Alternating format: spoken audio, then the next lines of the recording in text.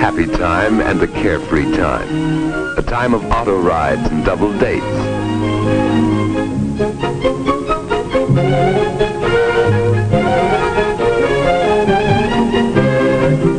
It's a time of fun, of pranks and jokes, of ice cream cones and chocolate sodas. Youth is a time for getting a job, for finding one's place in the world. But sometimes in these troubled days, the very thoughtlessness of youth has led to a living nightmare. Addiction to drugs, too often acquired with tragic carelessness, may take control of a life and force actions not dreamed of before. To these addicts, life's only work is to find money for drugs. In their desperation, no means is too foul. Their only goal in life is to keep the deadening chemicals forever in their heart's blood.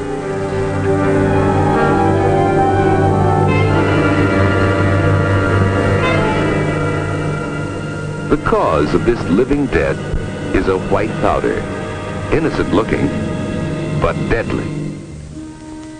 Once this was a poppy growing in Italy or Turkey or some other hot land.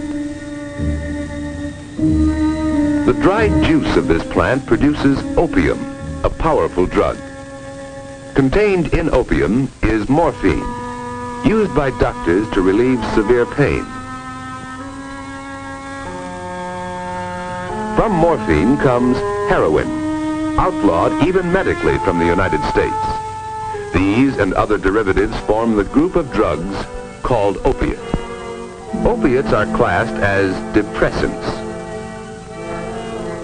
An overdose causes unconsciousness, then death. A smaller dose, taken into the bloodstream, inhibits all the functions of the body by its action on the brain and the central nervous system. But the body gradually builds up a tolerance to the drug. More and more is needed to produce the same effects. After continued use, the body acquires a physical dependence on opiates, so that withdrawal of the drug causes a brief but violent illness until the body can make a readjustment. Another depressant is marijuana, derived from the hemp plant. It inhibits and distorts the action of the brain and nervous system in a manner somewhat different from opiates. A third drug, cocaine, is derived from the leaves of the coca plant. Its action is different from that of the depressants.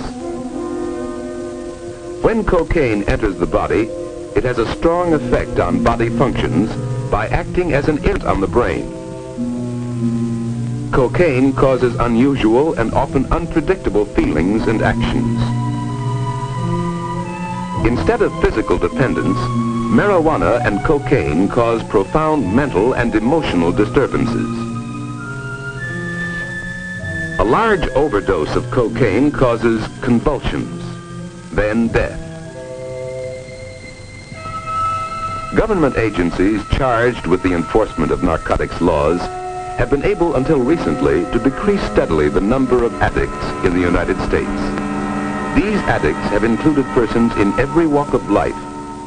Some are petty criminals who will remain drug addicts all their lives. Many addicts come from teeming slum areas where human misery runs high. But the grim specters of heroin, marijuana, and cocaine are not confined to any area or to any group. Wherever there is a troubled personality, no matter how hidden or unrecognized, there may be a seedbed for drug addiction. So unpredictable is this habit that occasionally even one who knows the dangers may become addicted before he realizes it.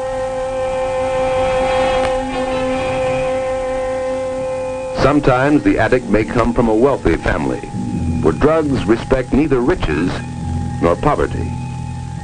Such a victim doesn't have to steal to support his expensive habit, but the degrading effects are the same.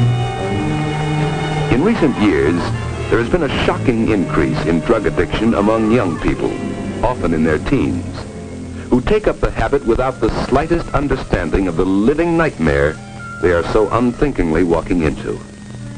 To get the illegal drugs, they are forced to deal with criminals who prey on those least able to defend themselves. And to find money for their expensive habit, they often turn to crime themselves.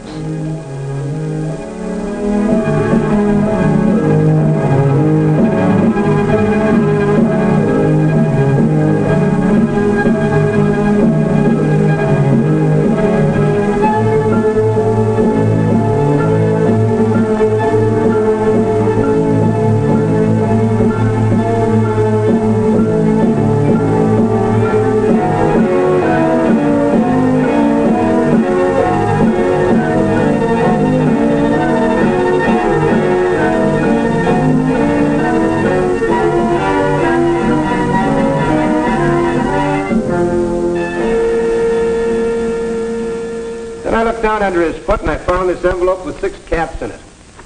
Here's a chemical lab report on it. It's heroin. What do you have to say, Demalone? Let's see your arms.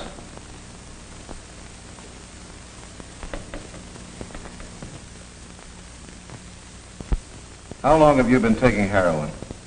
Well, Speak up. about 2 years, I guess. What about before then? Well, I smoked marijuana for a while. How long? 4 or 5 months, I guess. How did you get started on this? Well, I don't know. A friend of mine, well, he started me. Started by a friend. An oft-told story. For drug addiction is contagious. One addict can make 5. 5 can make 25. Marty's story is like many of the others. It started 2 years ago with marijuana cigarettes. Come on, it's my turn next. Gee, Duke, where'd you get him? I know a guy. 3 for $1. Let me try. Gee, I feel awful funny. Me too. I feel kind of sick. Come on, Marty, pass it on. Marty got kind of sick too, but he wouldn't let on. He was determined to be one of the gang if it killed him. And it almost did. Several weeks later, after smoking reefers, Marty's befogged brain hit on a clever way to open pop bottles. Later, Stan went to the hospital for swallowing broken glass. Marty badly cut the inside of his mouth, though he didn't even know it at the time. Duke was the one who got Marty on the habit. It was just a business matter to Duke, though Marty didn't find it out till later. Hey, Marty. Here. Okay, here. What's that? H. H? What's H? Not so loud. It's heroin. Will it make me sick like the reefers did? Go on and try it.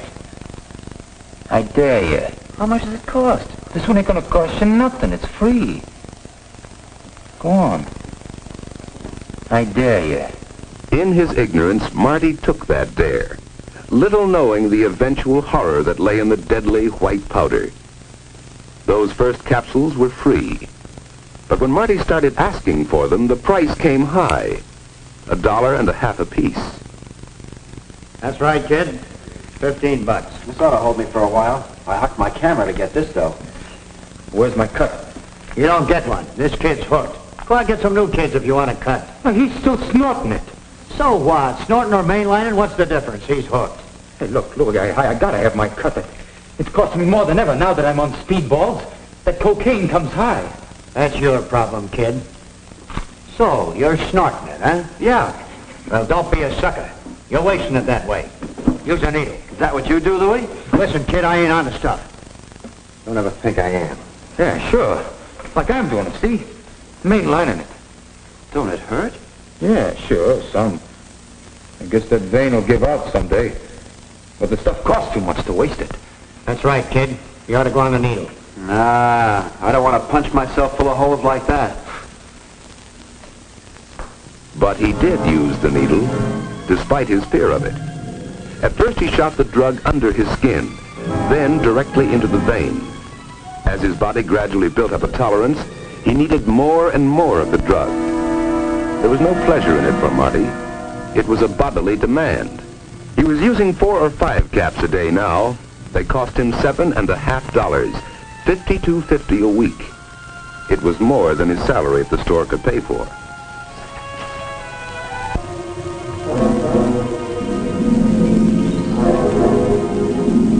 But he was wrong.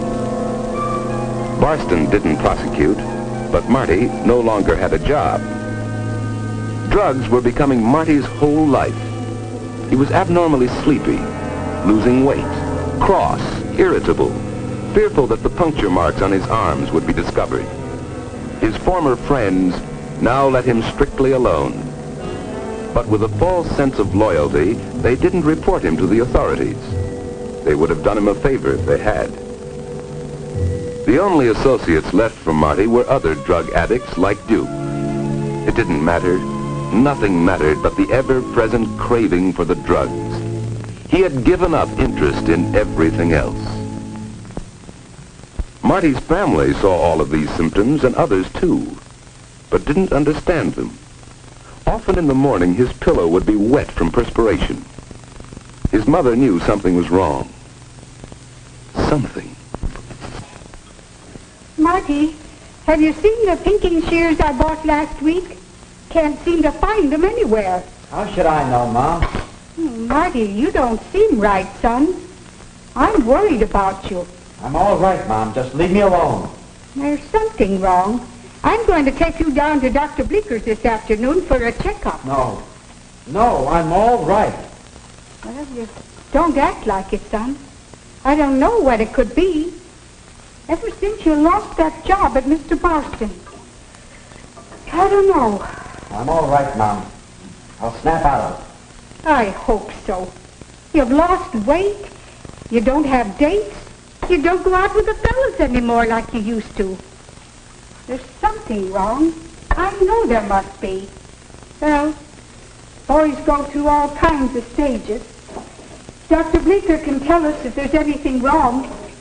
I hope it isn't anything serious. Marty! Marty!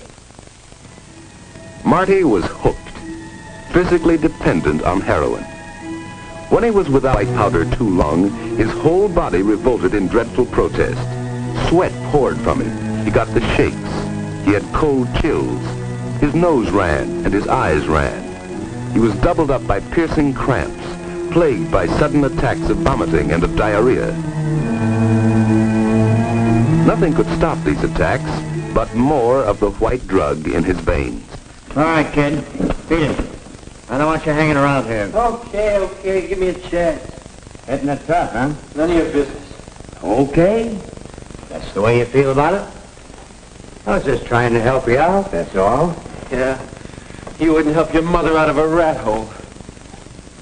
How would you like to make a fast couple of bucks? Doing what? Oh, it's easy. Nothing to it. I could use some new customers. Customers.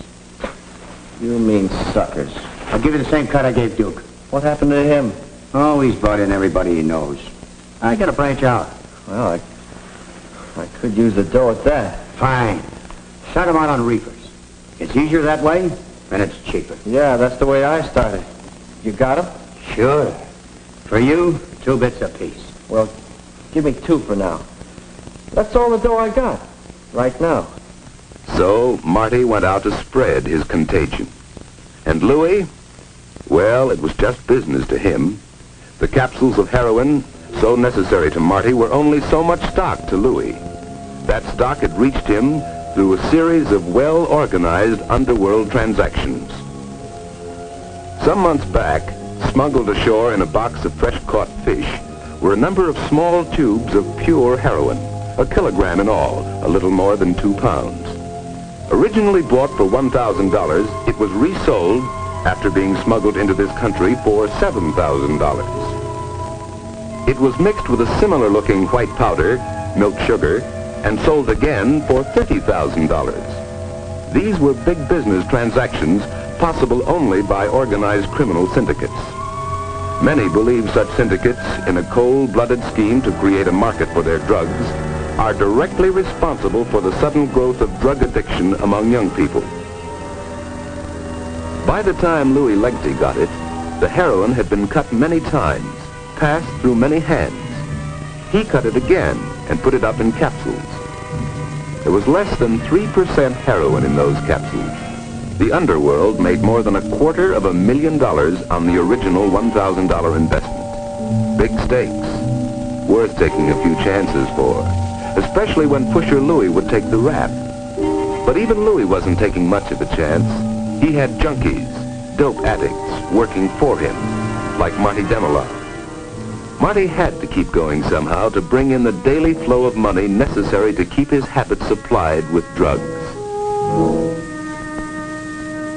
When there were no new customers for Louie, Marty worked at any job he could find. But the jobs didn't last long. Often he had to turn to petty thieving and shoplifting to get the money he so desperately needed. Before long, he became fairly well known to the police. Mrs. Demelon, do you have anything to say? Yes, Judge. Marty, he isn't a bad boy. I wish you could have seen him before he started this poison. He always made good grades at school.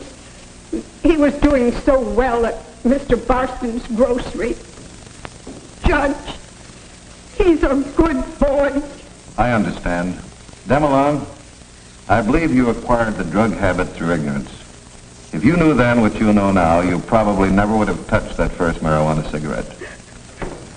Well, there's no way of undoing it now. I'm going to sentence you to 1 year in the municipal jail. However, I'll suspend sentence if you're willing to be committed to a hospital for the treatment of drug addicts and stay there until medically discharged. You mean to try to kick the habit? That's right.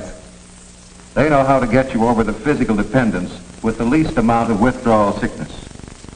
Do you agree?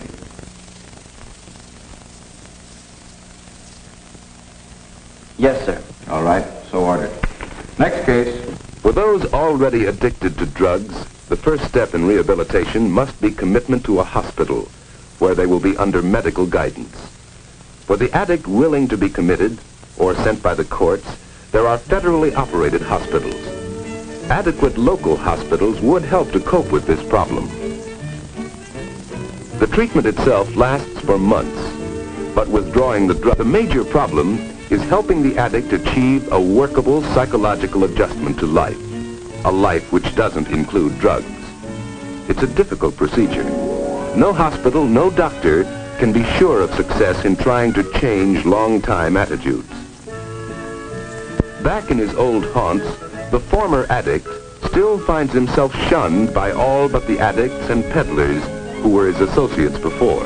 For effective treatment, there must be a long-term, community-wide program to help the former addict and his family make an adjustment. Beat it, Duke. I want no part of you. Don't be a square. What's it getting you? I don't know yet, Duke. I took plenty to kick the habit. It's my chance, and I'm taking it. Chance? You ain't got no chance. You're just a junkie to everybody around here. I know. But they helped me get a job in here. And they went to see Ma. And the doc says that if Doc says? What does he know? Listen, I'm telling you. No, cut it. Against such pressures, local outpatient clinics, social agencies, the church, all are needed if drug addicts are to adjust to a new life. Without intensive effort by all community forces, very few drug addicts can ever expect to return to a normal, useful life in society. It is important in the overall problem of drug addiction to do everything possible to stop the sale of the drugs. One step would be to increase the staff of enforcement agencies, not only federal, but state and municipal agencies too. Criminal syndicates might give up drug traffic entirely if nationwide laws provided for stringent penalties to counteract the tremendous profits, and if these laws were energetically enforced. Certainly such laws would restrict the actions of non-addict peddlers like Louie Legte and make it harder for him to reach his victims. Basic to everything else is a wider knowledge, especially among young people, of the grave danger involved in any kind of experimentation with drugs.